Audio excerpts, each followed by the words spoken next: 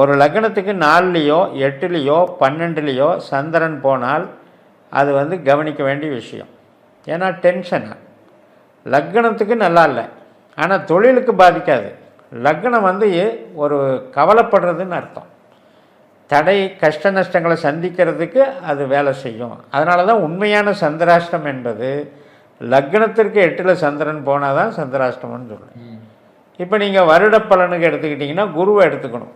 ரிஷப லக்னத்தில் இப்போ அநேகமாக மாறிட்டாருன்னு வைங்க, குரு பயிற்சி புதனத்துக்கு போயிட்டாருன்னா 2ல் இருக்கார். அப்போ லாபத்துக்கு அப்போ வந்து என்ன நமக்கு வந்து மகிழ்ச்சியை கொடுக்குமா அப்படின்னு கேட்டிங்கன்னா லக்னத்துக்கு அது விருத்தி பாவம் தான். லக்னத்துலேருந்து 2ஆம் இடம்.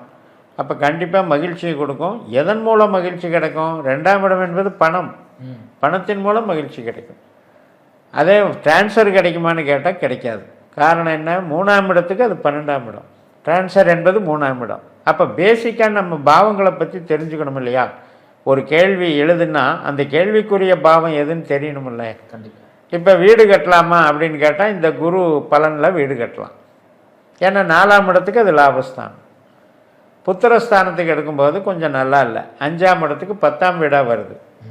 அதே மாதிரி வேலை கிடைக்குமான்னு பார்த்தீங்கன்னா நல்லா இருக்குது. 2, 6, 10 தானே கனெக்டிவிட்டி, அதனால் அது நல்லா இருக்குது. திருமணம் ஆகுமான்னு கேட்பாங்க நிறைய பேர். 2ல் குரு வந்தால் குரு பலன்னு சொல்லிகிட்டு இருக்கும். எப்படி ஆகும்? லக்னத்துக்கு 2 என்பது 7ஆம் இடத்துக்கு 8.